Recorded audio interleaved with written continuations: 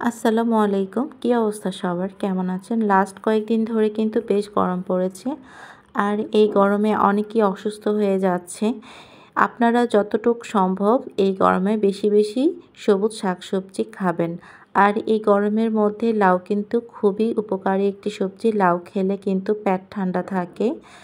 আজ রান্না করব চিংড়ি দিয়ে লাউ। তো এখানে হচ্ছে আমি প্রথমে লাউটাকে ধুয়ে পরিষ্কার করে কেটে নিয়েছি। তারপরে কড়াইয়ে পরিমাণ মতো তেল দিয়ে পেঁয়াজ দিয়ে ভেজে নিয়েছি। এখানে তারপর দিয়ে দিব 1 চামচ রসুন বাটা আর আধা চামচ আদা বাটা। আদা বাটা আপনারা চাইলে দিতেও পারেন, আবার নাও দিতে পারেন। তারপরে এগুলোকে একটু ভালো করে তেলে ভেজে নেব। তেলে ভেজে নিলে কিন্তু গন্ধটা থাকে না। তারপরে মশলাটা যেন পুড়ে না যায়, একটু পানি দিয়ে দেব। এখন সবগুলো মশলা একে একে দিয়ে দিব। দিয়ে দিচ্ছি পরিমাণ মতো লবণ। লবণ একটু কম দিয়েছি, যদি পরে লাগে আমি আবার দিব।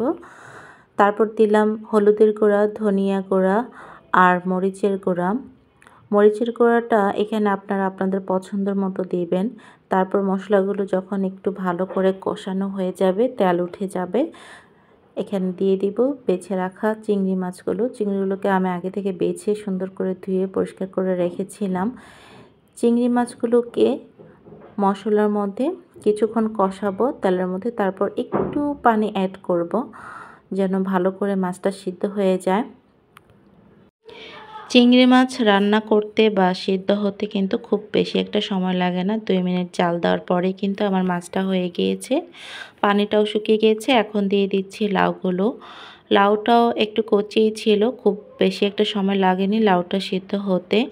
এবার লাউটা একটু ভালো করে মশলার সাথে মিক্স করে লাউটাকে আমি কিছুক্ষণের জন্য ঢেকে রেখেছিলাম।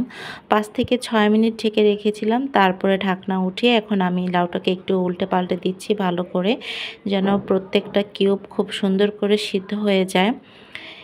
তারপরে আরেকটু লবণ দিয়ে দিচ্ছি। প্রথমে আমি লবণ যেটা দিয়েছিলাম একটু কম হয়েছিল, পরে আমি টেস্ট করে দেখার পরে আরেকটু লবণ দিয়ে তারপরে মিক্স করে দিয়েছি। এখন দিয়ে দিচ্ছি কিউব করে কেটে রাখা টমেটো। টমেটো দিলে না লাউয়ের কালারটাও ভালো লালচে লালচে আসে এবং খেতেও কিন্তু ভালো লাগে।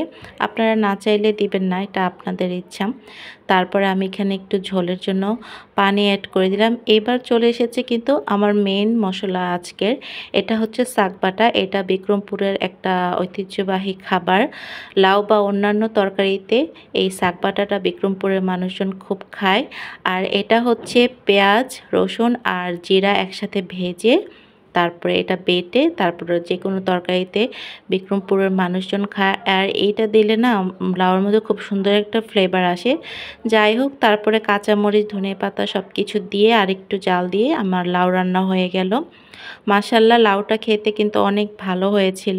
ভিডিওটা ভালো লাগলে প্লিজ একটা লাইক করবেন, কমেন্ট করবেন। আল্লাহ হাফেজ।